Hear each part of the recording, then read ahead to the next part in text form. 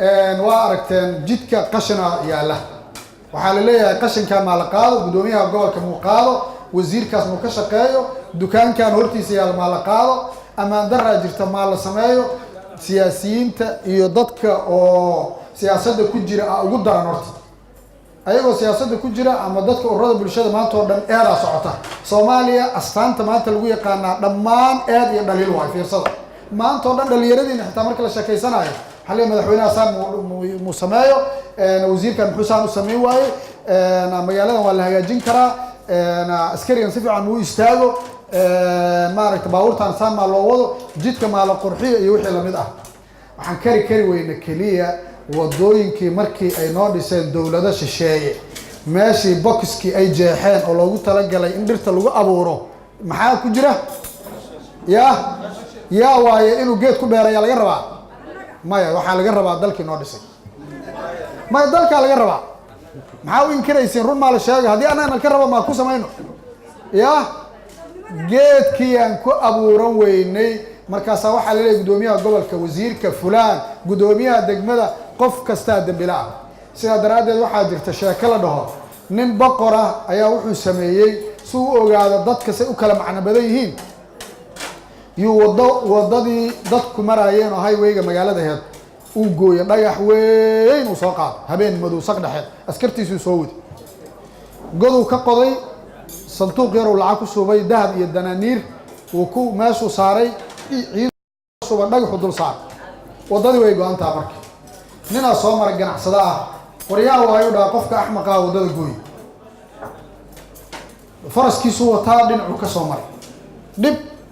mid kala yimid nina qofa jooga marka oo waardiye ah oo geed hoostiis fadhiya oo boqorka u dhaay dadka ii fiiri reaction kooda dad kasta waxay sameynayaan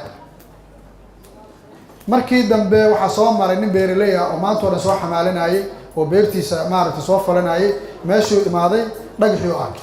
war maxaa u dhahay dhagaxa meesha yaala dhagaxa meesha looga tagi karo dadku ku dhibaatoonayaan in laga qaado waa mana qaadi kara dhagaxiisa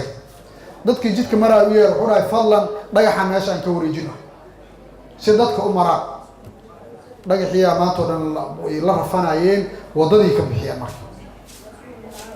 dhagaxii markii wadadii laga qaaday godkii sanduuqii la arkay sanduuqii la furay lacag ku jirta idaab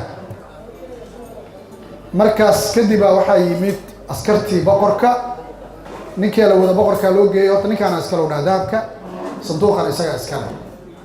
maanta dhan dadkii aad sameynayay oo dhahayo boqor ajidka dhagax dhigay iyo dhagax ma laga qaada iyo yaa ka fiican waxa ka fiican ninkii dhagaxa go'aanka ku gaaray inuu ka qaado Soomaaliya magaalada in la xaaqo magaalada ammaankeeda laga shaqeeyo nolosha maaragtay wanaageeda laga shaqeeyo ammaanka laga shaqeeyo qabyaalad la'aanta laga shaqeeyo qof mas'uulka ah ma jirto dhammaan dadkaan dhan mas'uulka ah ma fahamteen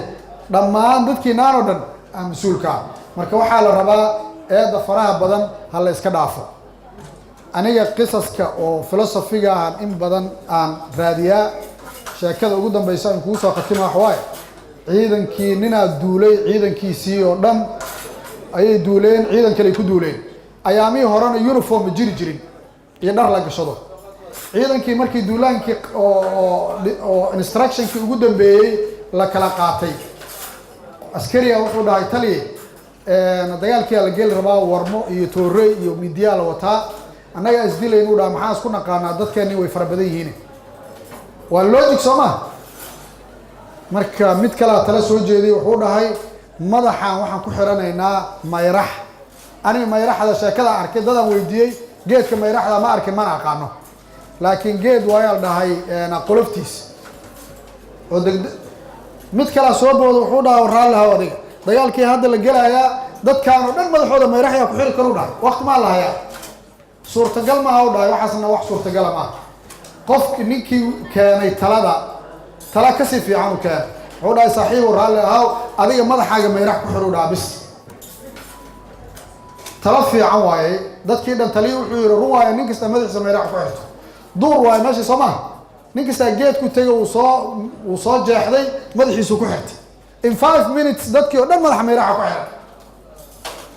laakiin markii hore haddii la dhihi lahaa suurtagal maahan logistiga lama samayn karo dad madaxa meerax ku xira waqti u baahan tahay maanta oo dhan cudurdaar iyo dhaliil iyo ya tallaabo haddii la qaadayo dhaliil looma baahno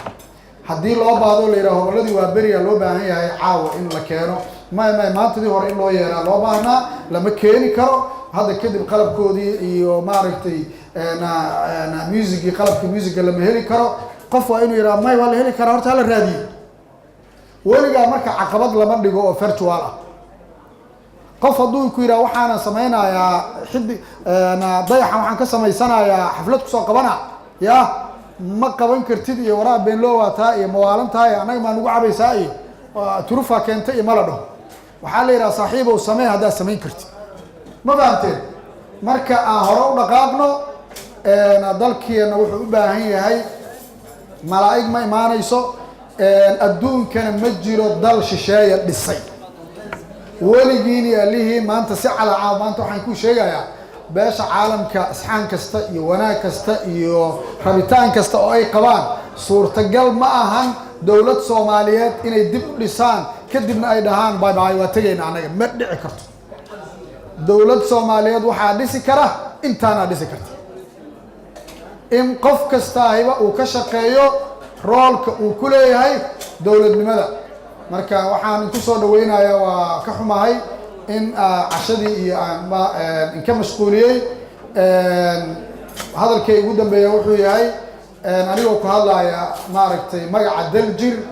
waxaan kaga mahad celinayaa kasoo qaybgalkiina dareenkiina in aa maaragtay xusaysaan maalinta 15 May maalinta 15 May siduu sheegay walaalkay xasan ha noqoto mid wiilashaas 15 inay nala nool yihiin annaga see noola nool yihiin maalin kasta waqti kasta inay nala nool yihiin